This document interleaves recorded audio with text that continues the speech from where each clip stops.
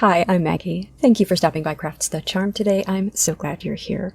In an earlier video, I showed you how I make garden edging from landscape timbers, and the context of that was a coastal style garden, and I shared my plan for the garden with you in that video because I had not yet finished the garden.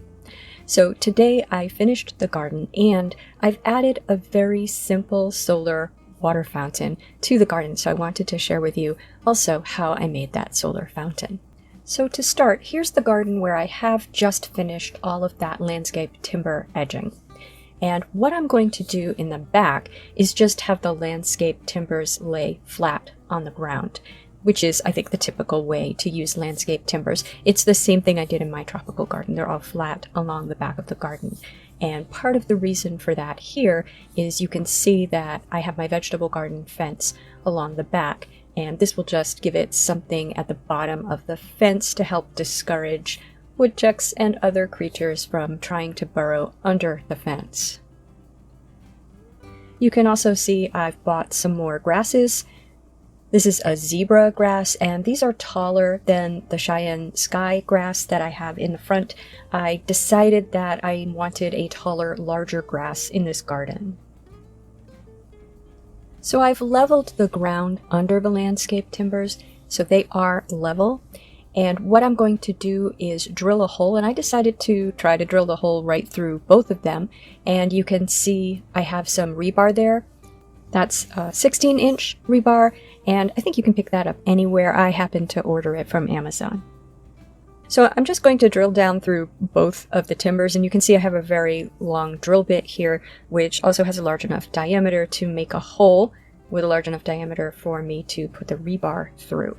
And this kicked quite a lot, so I would just say do it very slowly. I just drilled very slowly, and I started on one end.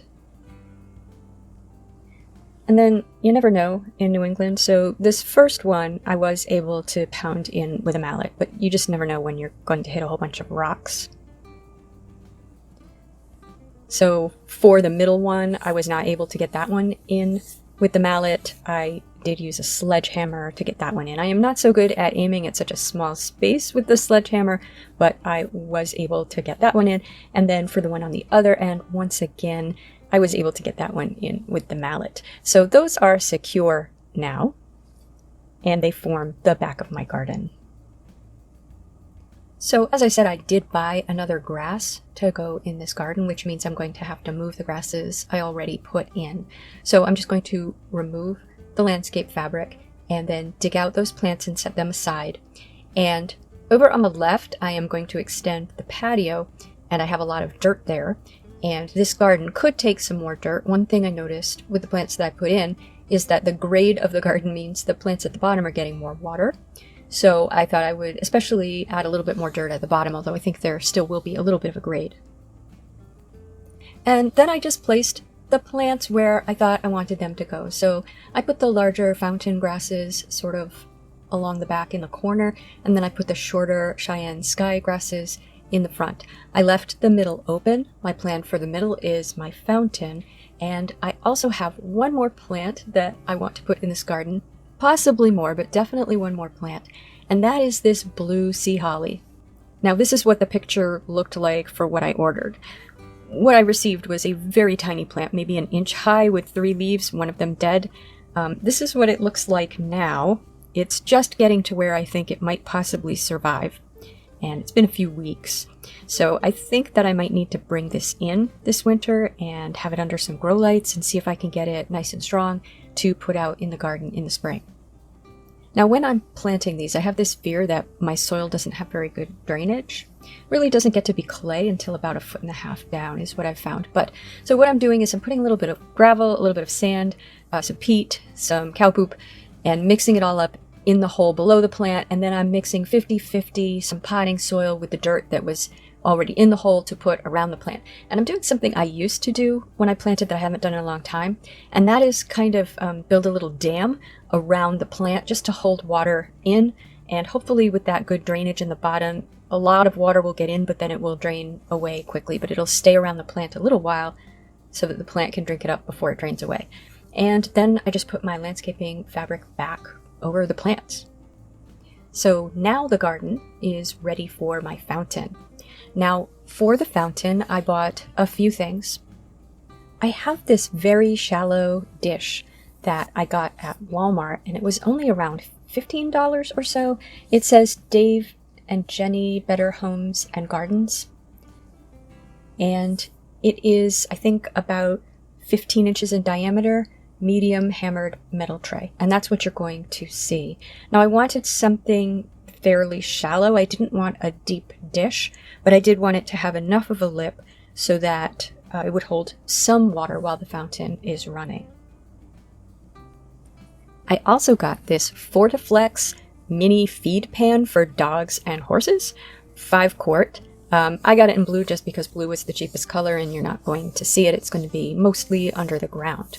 And then the other thing I got, which is really important, is the actual solar fountain. Now, if you remember my other solar fountain video, I wasn't so thrilled with the fountain that I had. It didn't have any sort of battery backup, and it also didn't have the dry run protection, so I had to babysit it. And it was also pretty weak. This fountain is much better. This is Papo Soap Solar Fountain Pump, and it's got dry run protection, and it also has the battery backup. So it won't run at night, but it doesn't get weak and strong with the passing sun, which the other fountain did. And if I were to install the other fountain in a garden, I would install it the way I'm installing this one, with the water reservoir under the ground and some kind of dish that could collect any water that splashes off or maybe dribbles down, which was the problem with the other fountain. So what I'm going to do to start is just figure out where this dish will sit on top of the feed pan, and then I'm going to find the center of the dish, and that's where I'm going to have the fountain come up right in the middle. So to do that, I'm just tracing it onto a piece of, this is just a grocery bag, and folding it in half twice and cutting out the center of that so I can mark the center on the dish. And I want to drill a hole in the center that I can insert the pump through. And it looked like a 1/2 inch was going to be large enough for that, and it was just about the perfect size. So I'm going to drill that 1/2 inch hole in the center. Now this is a fairly thick pan. When I take it outside and use my corded drill, I drilled through it very easily. But here with the cordless drill, it took me quite a bit of time to drill the holes in it that I'm drilling. So after I did that hole in the center, I drilled some smaller holes around that hole. I want to be careful to make sure that all of my holes are going to be over that feed pan, so I don't want anything too far out on the edge. The other thing I'm going to do is drill a couple of holes on each side of this pan, but again, within where the feed pan is, and then 2 corresponding holes on each side of the feed pan. And I'm just going to use a little bit of florist wire, thread it through both sets of holes, just to keep it in place while it's on the ground so it doesn't get knocked off of the feed pan. Okay, so I took that outside and I bought some marble chips and also some large pebbles. The pebbles, they're very large, but they're twice as expensive as the marble chips. So my plan is to put down marble chips but distribute some of the pebbles on top. The pebbles I feel look more beachy because they're smooth. But first, we're going to position the fountain. Well, before I position it, I have to test it. So I filled it with water and ran it, and there weren't enough holes for it to drain quickly enough back into the feed pan, for how strong the pump is. So I just drilled more holes in it. And again, with my corded drill, this went much more quickly.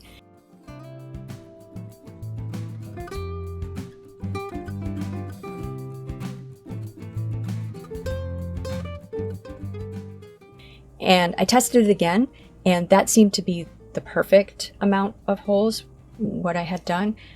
So I would say if you're going to do this, just keep adding holes until it drains just as quickly as the water pumps out. So after I had the right number of holes, I did add a couple more, just in case one of them would get clogged or something, so that this will drain out. So once that was done, I did dig a hole for this. this dirt you saw me just put it into this garden, so it's very soft. And I don't want this to be completely below the ground. I want it to stick out a little bit. There's going to be that white gravel, the marble chips around it, so that should disguise the edge of it. But I want it to be easy to remove, and I don't want any dirt to get in it. So I dug that out, and then I pounded down the bottom of the hole to try to make it a little bit firmer. And then I put in some landscaping fabric. And then I put in a little bit of pea stone gravel, just the regular gravel that I have, you can see behind the garden there. And then I put the feed pan in there and used my level to get it level, because if it's not level, the water is going to probably drain out one side of that pan on the top. And then I filled it with water and attached the pan to it, put the pump in it, obviously. And it has a nice long cord, so I can have the solar panel. It's over in the back corner of the garden, and in fact now it's behind the garden. And I just let that run while I added the marble chips and the rocks. And I didn't know how many I would need. So what you're seeing me add here is 5 bags of the marble chips, and then I just did 1 bag of the pebbles to see how it would look. But clearly I needed more marble, and I wanted to put that down before I put down more of the pebbles. So I got more marble today, and I got smaller marble chips today, which I think I like better. I also decided to mulch around the plants with sand rather than stone. So I just added some sand around the plants, and then the marble chips, and then I distributed the pebbles. And then finally, I bought this beautiful garden crane, and I bought that on Temu, or Temu, however it's pronounced. I saw it advertised on Facebook Marketplace, but it was pretty expensive. And I wondered, well, how much is that retail? And I Googled it and found it. It's still on Temu, all different prices. Usually for 2, I was able to buy just 1, but I absolutely love this bird. It's in the house most of the time, or it has been, because I haven't had this garden created. But here he is in the garden with the fountain. Here's the garden without the bird. But I think I like it better with the bird. And now I just have to finish that area in front of the garden, get that paved, and then I have about 1,000 other projects, but at least this coastal garden of mine will be finished. So I would love to know what you think of this, if you see anything that you think is a mistake that I'm making, or if you have any advice, tell me in the comments. And if you liked this video, please give it a thumbs up. And if you enjoy this sort of content, please subscribe to Crafts the Charm. Thank you for spending time with me today. Take care.